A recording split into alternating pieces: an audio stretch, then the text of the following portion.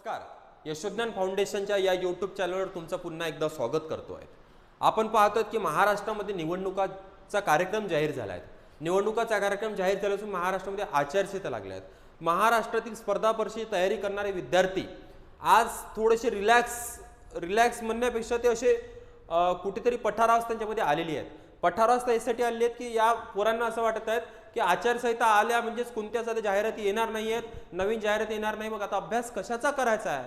परंतु मित्रांनो, एक गोष्ट लक्षात घ्यावा, महाराष्ट्रात निवडणुका आहेत, भारतात निवडणुका नाही आहेत. मित्रांनो, महाराष्ट्र शासनाच्या जाहिराती येणार नाही आहेत, परंतु याचा अर्थ भारत सरकारच्या जाहिराती थांबणार आहेत असा नाही आहेत. म्हणून मित्रांनो, महाराष्ट्रातील सर्व तमाम स्पर्धा परीक्षेची तयारी करून सरकारी नोकरी मिळवणं इच्छाणाऱ्या या विद्यार्थ्यांसाठी माझं एकच सांगणं आहे की आपण जर अभ्यास करतोय मित्रांनो, तुम्ही गणितचा अभ्यास करताय, तुम्ही बुद्धिमापन चाचणीचा अभ्यास करतायत, तुम्ही मराठीचा अभ्यास करताय, तुम्ही इंग्रजीचा अभ्यास करताय, तुम्ही जनरल नॉलेजचा अभ्यास करतायत. मित्रांनो, यापैकी एक मराठी विषय जर सोडला तर हे जे 4 विषय मित्रांनो, गणित, बुद्धिमत्ता चाचणी, त्यानंतर जनरल नॉलेज आणि इंग्रजी, हे 4ही विषय मित्रांनो तुम्हाला सेंट्रल गव्हर्नमेंटच्या एक्झामसाठी पण कामी पडतात.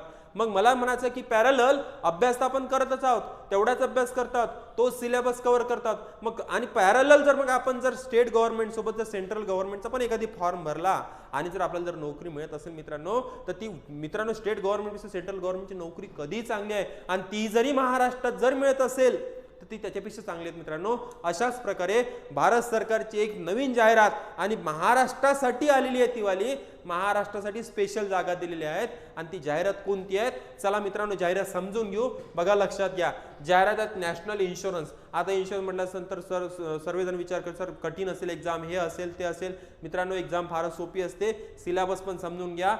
तुम्ही त्या पोलीस भरतीवाले याच्यापेक्षा मोठा अभ्यास करतात, भरपूर वेळ अभ्यास करतात, यासाठी एकदम स्मार्ट पद्धतीने अभ्यास करायचा आहे. जाहिरात काय आहे समजून घ्या मित्रांनो. बघा, लक्षात घ्या, national insurance company limited, a government of India undertaking. Bharat सरकारची जाहिरात आहे मित्रांनो. रिक्रुटमेंट ऑफ 500 असिस्टंटची पोस्ट आहे मित्रांनो. बघा, लक्षात घ्या, national insurance company limited, India's oldest leading public sector general insurance company.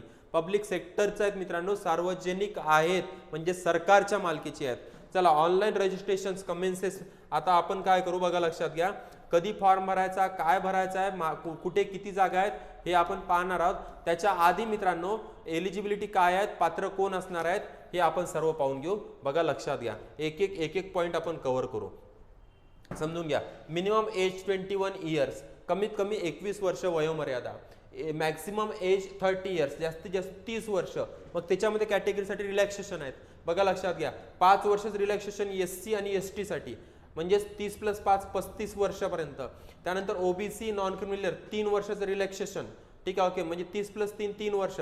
त्यानंतर persons with benchmark disability as defined under the rights of person disability act, म्हणजेच बघा लक्षात घ्या, कानाने बहिरा, डोळ्याने आंधळा, त्यानंतर वेगवेगळे डिसॅबिलिटी, पायाने चालता येत नाही, अपंग आहेत, म्हणजेच दिव्यांगासाठी ही रिलॅक्सेशन मित्रांनो 10 वर्षाचं आहे. किती वर्षाचं, 10 वर्षाचं. त्यानंतर एक्स सर्व्हिसमॅनसाठी मित्रांनो actual period of service rendered in the defence forces +3 years, subject to maximum of 45 years, 45 वर्षाचं मॅक्झिमम आहेत.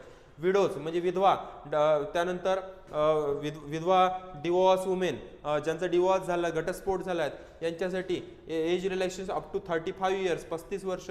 EWS 38 years, for OBC 40 years, SC ST candidates 40 years. Okay, existing employees of the company 5 वर्ष, जे कंपनीचे employees आहेत त्यांना 5 वर्षाची, ठीक आहे, ओके, रिलॅक्सेशन आहेत.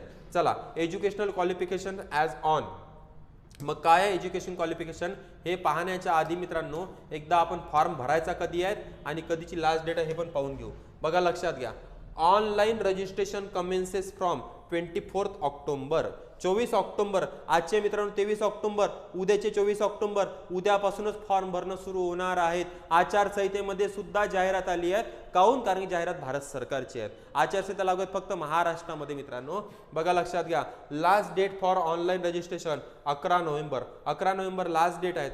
Payment of application fee 24 October पासून 11 नोव्हेंबर पर्यंत भरायचं आपल्याला. Date of online examination phase 1 phase 2 दोन एक्झाम मध्ये परीक्षा होणार आहे मित्रांनो.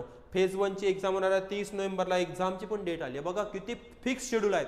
30 नोव्हेंबर म्हणजे आता ऑक्टोबर महिना सुरू आहे मित्रांनो, 1 महिन्याचा कालावधी. तुम्ही जो अभ्यास करता तोच अभ्यासक्रम आहे. मी तुम्हाला नंतर अभ्यासक्रम सांगणार आहोत, समजून सांगणार आहोत, ते पण लक्षात घ्या.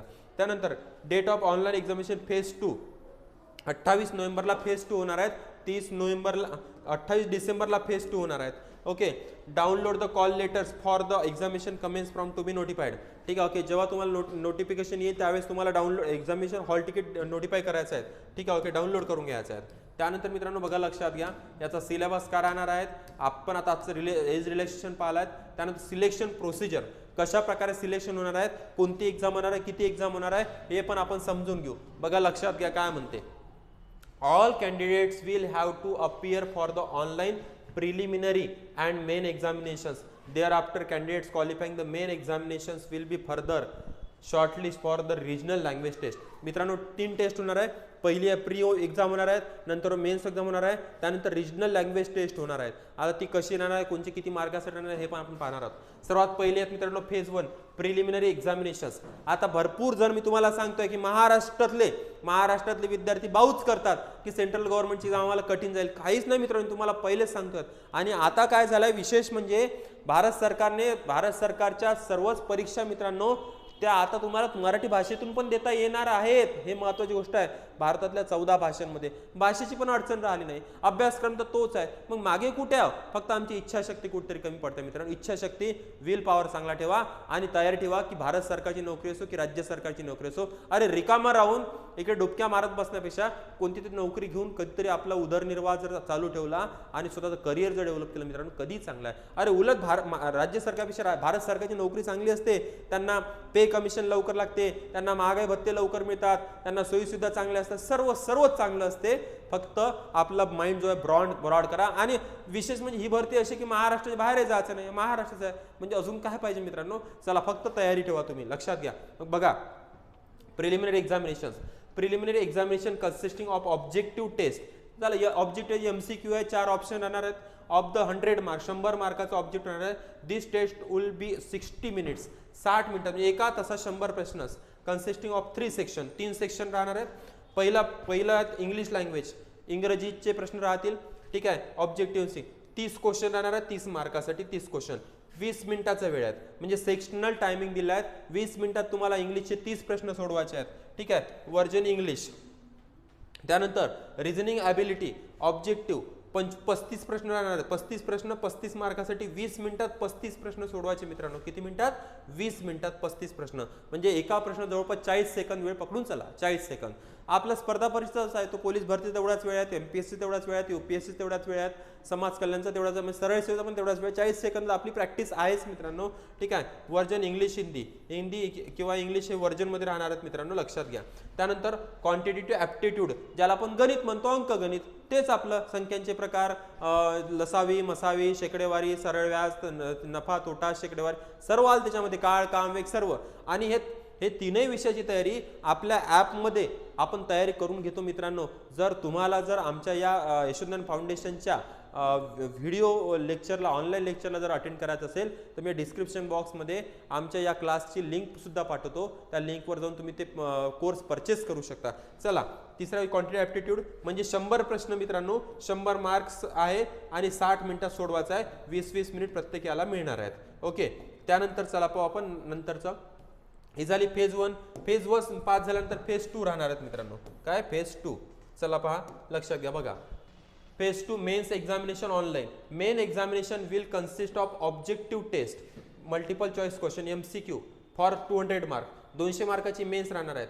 The duration of examination will 120 minutes. 2 तासात 200 प्रश्न. मग त्याच्यामध्ये काय राहणार आहे? टेस्ट ऑफ रिझनिंग राहतील 40 प्रश्न. ते जे प्रीला करतोय तेच मेन्सला, फक्त लेवल थोडीशी वाढत असतात, लक्षात घ्या. 40 प्रश्न 40 मार्क. ठीक आहे. इंग्लिश हिंदी वर्जन राहणार मीडियम, इंग्लिश किंवा हिंदीमध्ये सोडवता येईल तुम्हाला दोन्ही याच्यामध्ये. टेस्ट ऑफ इंग्लिश लँग्वेज मित्रांनो 40 प्रश्न राहणार आहेत 40 मार्कासाठी. इंग्लिशमध्ये सोडवायचे आहेत. न्यूमरिकल ॲबिलिटी 40 प्रश्न 40 मार्कासाठी इंग्लिश आणि हिंदीमध्ये. ठीक आहे. ओके. इंग्लिश किंवा हिंदी 30 मिनिटाचा वेळ याला पण. त्यानंतर test of general awareness GK ज्याला आपण म्हणतो 40 प्रश्न मित्रांनो 40 मार्कासाठी. ठीक आहे. इंग्लिश किंवा हिंदीमध्ये 15 मिनिटासाठी 15 मिनिटं जनरल नॉलेज सोडवायचं आहे, 40 प्रश्न. टेस्ट ऑफ कम्प्युटर नॉलेज 40 प्रश्न 40 मार्क, इंग्लिश किंवा हिंदीमध्ये मित्रांनो 15 मिनिटाचा वेळ आहे त्यासाठी पण. म्हणजे 200 प्रश्न 200 मार्कासाठी सोडवायचे मित्रांनो 120 मिनिटात म्हणजे 2 तासात. हा झाला मित्रांनो याचा वाला मेन्स. त्यानंतर तिसरी जी टेस्ट आहे ते रिजनल लँग्वेज टेस्ट, प्रादेशिक भाषेची चाचणी घेणार आहेत. म्हणजे तुम्ही महाराष्ट्रासाठी परीक्षेत राहिले, तुम्हाला मराठी आली पाहिजे, महाराष्ट्राची प्रादेशिक भाषा मराठी आहेत. बघा, candidate shortlist in the online main examination will subsequently be called for regional language test to be conducted by the company at select centres. The name and address of the centres, time and date this test will be inform to be the shortlist candidates on our websites. Candidates applying for vacancy under state किंवा union territory other than domicile state unit have to appear and qualify the regional language test in the language of बघा काय म्हटलंय की men's exam pass झाल्यानंतर जे विद्यार्थी qualify men's मधून pass होईल त्यांना रिजनल टेस्ट द्यायचे. पण रिजनल टेस्ट मित्रांनो ही फक्त काय आहेत, क्वालिफाईंग आहेत. म्हणजे तुम्हाला त्याच्यावरून मेरिट होणार नाही आहे मित्रांनो. तुमचा मेरिटचा जो कटअप लागेल तो मेन्सच्या एक्झामवरूनच लागेल. फक्त तुम्हाला रिजनल लिहिता येतं का एवढं चेक केलं जाणार आहे. त्याच्यामुळे ती काही खूप कठीण नाही आहे. महाराष्ट्रातल्या मराठीमध्ये आपण सहज लिहू शकतो मित्रांनो. चला बघा लक्षात घ्या. ठीक आहे, हे इथं म्हटलं आहे the regional language test will be qualifying nature only.